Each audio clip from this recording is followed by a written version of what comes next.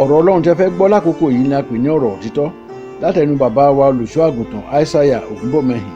Àkòrí ọ̀rọ̀ tí òní ni ǹjẹ́ ògo rẹ tó ti sọnù ṣe é gbà padà. Àwọn ọ̀rọ̀ tí ẹ̀ ń gbọ́ wọ̀nyí jáde lára àwọn ẹ̀kọ́ àti ogun tí bàbá wa olùṣọ́ àgùntàn Aísáyà Olúfayọ̀ bí Ògúnbọ̀mẹ́hìn fi sílẹ̀ fún ìran yìí kí wọ́n tó wọnú ògo ní ọjọ́ 21 oṣù keje ọdún 2019 lẹ́ni ọdún 82. Gbogbo ayé wọn náà fi gbọ́ tòlúwa àti ìtọ́jú ọmọ ènìyàn. Ní ọdún 1989 ẹ̀mí mímọ́ darí wọn láti kó gbogbo ìjọ wọn láti ìlú Èkó lọ kọ́ àgọ́ ńlá síbi pé àpọ́sítélì Joseph Ayọ̀ Babalọ́lá lódò Àìràn ìkejì arákejì nípínlẹ̀ Ọ̀ṣun. Wọ́n kọ́ àwọn ilé sórí ilẹ̀ tí ó lé ní éka 36 wọ́n sì jọwọ́ rẹ̀ fún ìjọ àpọ́sítélì ti Kristi lọ́fẹ̀ẹ́. Gbogbo iṣẹ́ ńlá náà ni ó di Joseph Ayọ̀ Babalọ́lá University, Jàbú àti ibi àdúrà. Ẹ jẹ́ kí a tẹ́tí sí ọ̀rọ̀ Ọlọ́run tí a ti gbà sílẹ̀ látẹnu bàbá wa. Ohun tó ṣe mí ni mo fẹ́ sọ, kì í ṣe nǹkan tó ṣe Dáfídì. Let me share my personal experience with you and not David's experience. Kì í ṣe nǹkan tó ṣe Paul. Not what happened to Kì í ṣe Paul nǹkan tó ṣe Abraham. or what happened to Abraham.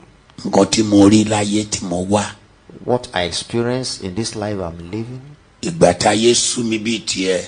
When I was so much frustrated like you are now. Ìgbà tí ẹni wájú dèrò ẹ̀yìn. When my frontliner Ìgbà tí became ìtìjú a dé, tí backbench. ẹ̀gàn dé, tábùkù dé, When tí ẹ̀tẹ́ shame, dé scorn, disgrace became my lot. in my life. Ayé mi. Àtòhun tọ́lọ́run wá ṣe. And what God did thereafter. Mo ti ń ṣiṣẹ́ Olúwa nílẹ̀ Ìbò. I've been a minister of God at Igboland. Mo dẹ̀ tún wá sí Èkó padà.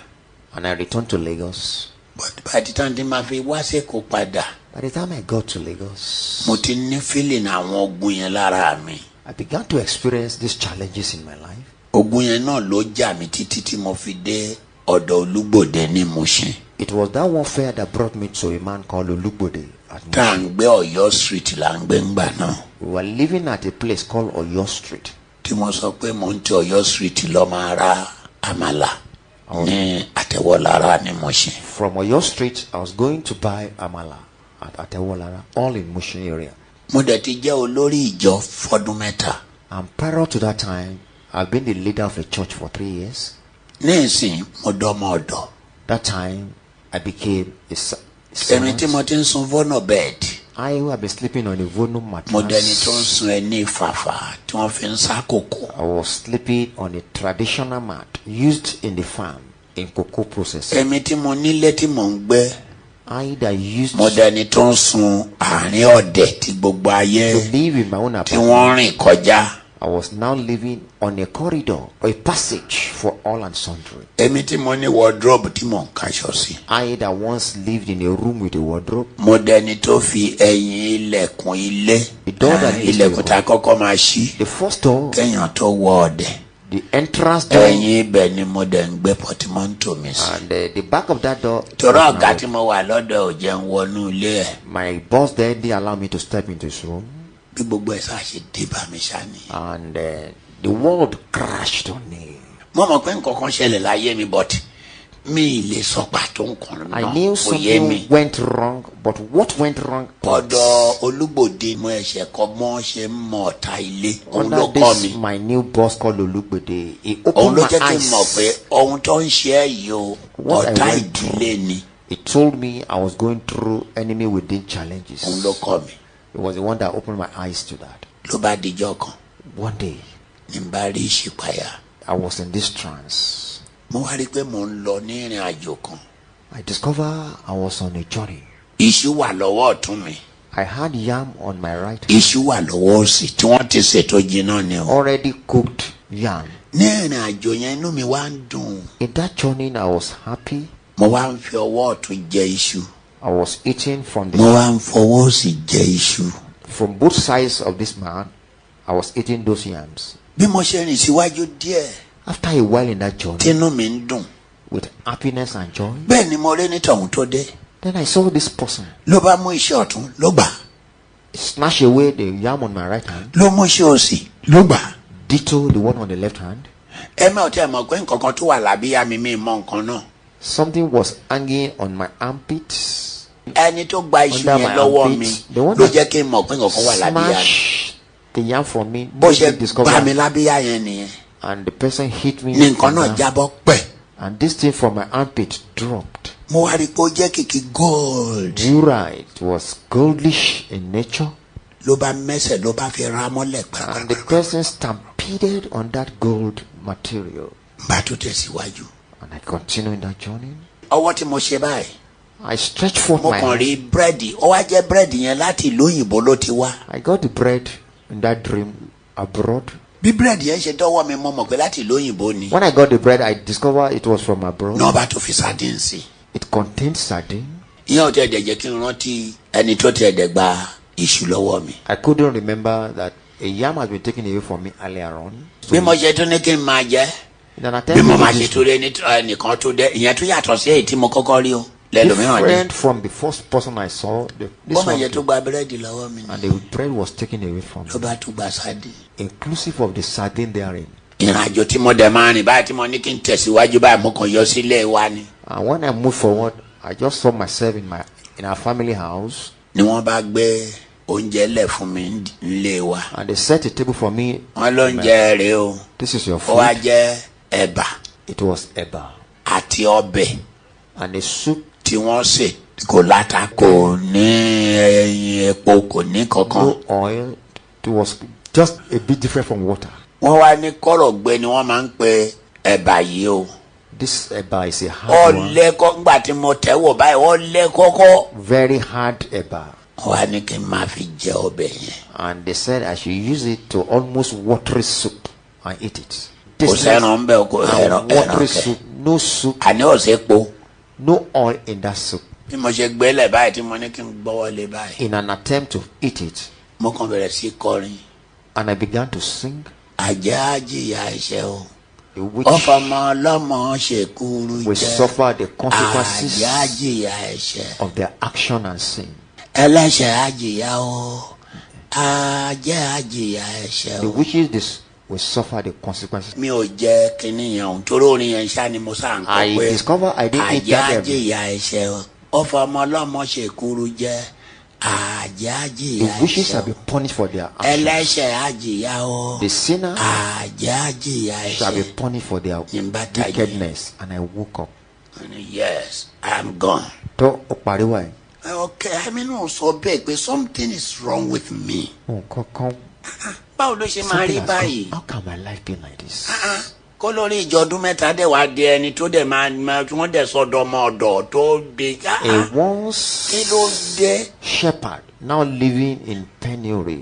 I've àwọn náà become a ní servant. gbogbo èyí mò ń gbóhùn olúwa o. In all this, I'm hearing the voice of God, lolúwa bá sọ fún mi. and the Lord told me, oníṣòro ogun tó dìde sí ẹ̀yìn mọ́ nìyẹn. this warfare against you ó lọ ọdún mẹ́ta ló máa fi gbàdúrà to cost you 3 years kó to tó pray lè bọ̀ nú ẹ̀. before you can be set free. ṣé máa lọ́dún mẹ́ta níbi tí mo gbé lọ ń ra àmàlà láti Ọ̀yọ́ street ẹni tó bá mọ̀ Ọ̀yọ́ Will street. running errand. ṣé àtẹ̀wọ́ lára ṣé bí mo ṣe máa ṣe fọ́dún mẹ́ta rè. Is this the way I've been going about my life for the ṣé next 3 years? pọtimọ́ntò yìí ṣé bó ṣe máa wà lẹ́yìn ilẹ̀kùn rẹ̀ tí màá máa fẹ́ ní fàfà sùn fọ́dún mẹ́ta. Will my box remain at the back of this door for 3 years? o lè expect pé kínú mi dùn. Naturally, I was not happy. nítorí olúwa ń bá mi sọ̀rọ̀ mo lóore ọ̀fẹ́ yìí. I was privileged to hear the voice olúwa of kí God. ni mo lè ṣe. God, what can I do? kí ni mo ṣe fẹ́ retrieve nǹkan tó lọ yìí gbogbo ohun tó Báwo ń gbà ni mo ṣe lọ́wọ́ fẹ́ mi. gbà á padà? All kí ni I've mo ṣe lost. fẹ́. olúwa ní àfi tó bá lè gbàdúrà. God say unless you mo ní can. máa gbàdúrà. And I told God I would pray. àwọn ní kó lọ bẹ̀rẹ̀ àdúrà nígbà. And God encouraged me to go into prayer session. oṣù mẹ́ta ló máa fi gbà wẹ̀. And 3 months of fasting. tó bá dẹ̀ lè gbà And if you can do it lẹ́yìn oṣù kẹta after 3 months, gbogbo ohun tó lọ yìí á dá padà fún ọ. all your lost glory shall be restored. ìyàwó ẹ̀yẹn oúnjẹ tèmi nìyẹn ìyẹn ń ṣe problem. Fasting is not a problem to me. tẹ́lẹ̀tẹ́lẹ̀ mo lè gbà wẹ̀ Earlier on, I can mo dẹ̀ fast lè gbàdúrà. and I can pray. mi kàn mọrú bí tí màá gbàdúrà yẹn sí ni. But the direction of my prayer I lack. ọ̀tọ̀ ní ká lè gbàdúrà ọ̀tọ̀ ní ká mọ bí a máa gbà sí. It's one thing to know how to pray, it's another thing to know the èmi ò mọ bí direction. máa gbà sí ṣùgbọ́n mo lè gbàdúrà. I don't know the direction of my prayers. I ṣùgbọ́n gbàdúrà mo dẹ̀ ti wá mọ̀ pé ọ̀tá ilé ni. haven't discovered the enemy within. àdẹ̀tí mọ̀ bí tá a máa gbàdúrà sí báyìí. Then the focus of my prayer is now known. mo wá bẹ̀rẹ̀ àdúrà yìí. And I began to pray tọ̀sán tòru. day and tọ̀sán night. bí mo ń rìn báyìí Day mo ń and gbàdúrà. night. Even while walking, I pray. bí mo ń wẹ̀ mo ń gbàdúrà. In the bathroom, bí mo I ń pray. yàgbẹ́ mo ń gbàdúrà. In the low room, I pray. nígbà tó di oṣù kẹta After 3 months tí mo ti ń gbàdúrà, that I've been praying, mo tún wá rí ṣìpáyà. I had another trance. àwọn mẹ́ta kan wá dúró síwájú. I saw some 3 people I had. wọ́n jókòó. They sat ó down dàbí orí ìtẹ́. like a throne. èmi wá wà lọ́nà jíjìn rere sí wọn. And I was far off from them. wọ́n wá sọ fún mi pé kí n máa bọ̀. And they beckoned on me to come. ní bá lọ sọ́dọ̀ wọn. And I moved towards that direction. nígbà tí mo dọ́dọ̀ wọn, When I got to them, wọ́n wá gbé nǹkan náà lé mi lọ́wọ́ bíi bọ́ọ̀lù. they handed over something to me like a ball. wọ́n wá sọ fún mi, wọ́n lóhun tí wọ́n gbélé ẹ lọ́wọ́ yìí. And they told me what they've handed over to me. ògo tí wọ́n gbà lọ́wọ́ ẹ. Your earlier lost glory tá a sọ pé a máa dá padà. that will promise restoration. òun rèé o. This is, here it is. ó dàbí bọ́ọ̀lù. It looks like a ball. ṣùgbọ́n kì í tún ṣe bọ́ọ̀lù torí ó lé tátátá. It's very hard in texture, strong. wọ́n ní kí n jùgbálẹ̀. bá They told jùgbálẹ̀ me to bounce it. ló bá ta sókè. And I bounce it. Ní It bá bounces. And I catch it. wọ́n ní kó tún jùgbálẹ̀. They asked me to mo bounce tún it. jùgbálẹ̀. I did. ó tún ta sókè. And it bounced. mo tún gbé. I held it. wọ́n ní kó tún jùgbálẹ̀ lẹ́ẹ̀kẹta. Bounce it again. mo tún jùgbálẹ̀. I did. ó tún ta sókè. And it bounced. mo tún gbé. And I grabbed it. wọ́n ní láti sísìnyí lọ. And they said, henceforth, bí ogun bá ti ń dìde sí ẹ tó, much as you encounter bẹ́ẹ̀ lógo ẹ challenges, máa yọ tó. so shall your glory blossom. ìmọ̀ tógun yẹn bá ti ń dìde báyìí lógo rẹ máa yọ sí. Much you experience challenges, much progress you make. tí ọ̀rẹ́ Testimony. lẹ́yìn tó gbé dání yìí, The one in your hand, kì í ṣe tí wọ́n máa gbà lọ́wọ́ ẹ mọ́. they can't retrieve it from you kò anymore. dẹ̀ ṣe é bàjẹ́. And neither can it be destroyed. àwa dá ògo yẹn padà ní ìlọ́po 15. And the restoration of this lost glory is 15 times. bí mo ṣe tají nìyẹn. And I bí woke mo up, ṣe tají lọ́lọ́wọ́ bá sọ fún mi pé and the Lord told me, láti sísìnyí lọ henceforth, kó kúrò lọ́dọ̀ ọ̀gá yìí. depart from this your boss. Agége nire ẹ wà.